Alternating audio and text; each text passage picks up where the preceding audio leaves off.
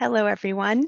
I am here today with Gayle Guest-Brown, who is with Guest-Brown Impact, the CEO and Executive Leadership Coach there.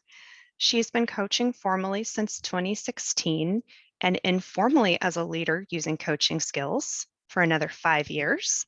Mhm. I have Gayle here today to learn a bit more about her through our member spotlight. Gayle, hi. Hello, Rebecca. Thank you for having me. Happy to have you here. And I'll be asking a couple of questions, Gayle.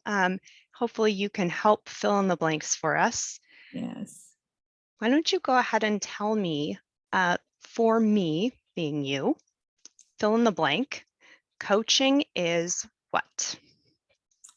Yeah, for me, coaching is a process. It's a partnering with my client to create a safe space for them to be seen and heard, and also to allow them, to access all of the wisdom of their own lived experience. My clients, I believe my clients are whole and resourceful people.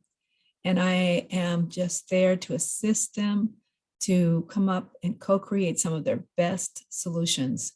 Whatever the issue is they're facing, together, more than likely, we're going to be able to come up with a pretty good solution. Given the wisdom of their lived experience and the wisdom of my lived experience, we should be all right.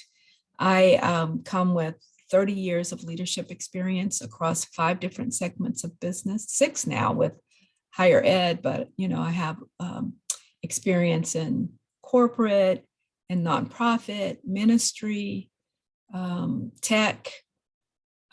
What else? I don't know. There's 6 different sections. Oh, entrepreneurship. I've done that twice myself, and now I work in higher ed. So a lot of lived experience there to bring to bear on behalf of my clients, right? So Excellent. Well, thank you for sharing a bit about your background. And I'm curious, if you had to name one, what is your coaching superpower? yeah, so if I had to name one, it would probably be the ability to hold space and create a safe container for my clients to be fully seen and fully heard. I target women and women of color because they're at the very low end of the equity equation. And often they are working in white dominant spaces and spaces where they're not fully seen and heard. And so I feel like that's my secret power, is to really see them and hear them. Um, my coaching is both trauma informed and culturally competent. And I think that is a superpower too, right? I mean, not all coaches can offer that, but given my clientele, it's important that I do offer that and that I stand in the gap for them, create that safety for them to really explore and have the freedom to explore a little bit and get to some very crafty and creative solutions on their behalf. That's wonderful. It sounds like you have a lot of subject matter expertise to bear. And Thank you. yes, of course. I'm also wondering, as such a busy professional, how do you practice self-care? Wow, it's almost I manage it, right? So to be there for my clients dealing with some of the stuff that they deal with, I have to be grounded. And so I have a very strong morning ritual where I do exercising 3 days a week on the video, a high intensity workout. And then I do right behind that workout, my husband and I walk and we read the scripture together in the morning. That helps to get me grounded. And when we're not working out, we do walk about 4 to 5 times a week together. But it always starts in the morning. I like starting my morning that way. And then I'll get in my chair and I will do the Calm app for about 10 minutes, the Daily Calm by Tamara Levitt, and love that one. I will do a little bit more scripture reading myself.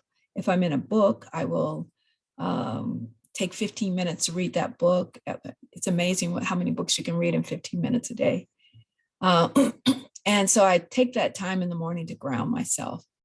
And then my husband and I are very active. We don't have kids. So all of our activity is, our fun, all of our fun is activity based. So we might be skiing or it's salsa dancing. We love that.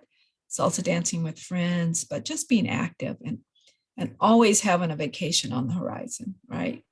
So I'm going on vacation on Friday. And I've already booked. When I get back, I have something on my calendar to look for. I have already booked ballet tickets for us to go to the ballet at Mondavi Center in February, right? Wonderful. I think a lot of our members could probably learn a thing or two from you and your self-care routine, myself included. Yeah. I'm wondering, it is very important. I'm wondering, kind of jumping off of that, you caring for self is first, then caring for others kind of brings you into a more global space. So what is your greatest hope for the future? With regard to coaching, I assume. So with regard to coaching, I love what Ignite is doing. ICF Sacramento is doing with the Ignite program, allowing us to offer pro bono coaching to folks who might not have opportunity to be there or have coaching. I think coaching is a superpower. I think there's a lot of power in coaching. And the people, a lot of marginalized communities don't have access to coaching. So that is my hope for the future, is that more and more marginalized people and communities have access to coaching. It really can provide that support they need to overcome some of the hard barriers in their life, some of the stressors in their life.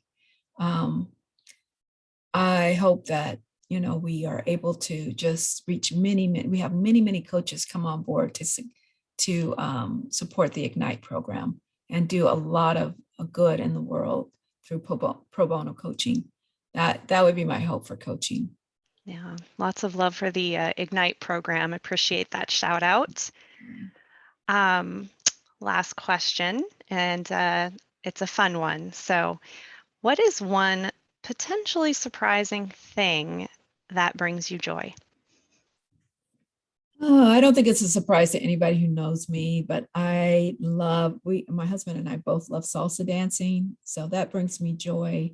Anytime I can get with friends, really good friends, where we can just enjoy a home cooked meal like some paella or some gumbo, and have the music flowing and the friends together, that just brings me joy. That'll last me 2 weeks. I also love the beach and I love the sun, but that might fill me up for only a week. There's nothing like getting with good friends and sharing a good meal and just enjoying life together.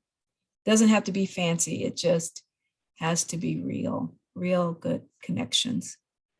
Well, I love that. And I think that perhaps there's a salsa paella night in the ICF coaching future. I love it. Yeah. Yes. I love it. Yeah. Well, Gayle, thank you again so much for your time today. And everyone who is joining us, again, this is Gayle Guest-Brown. She's based in Roseville, California, and a wonderful member of the ICF Sacramento chapter. Thanks again, Gayle. Thank you so much. All right. Thank you. Thank you, Rebecca. It was nice.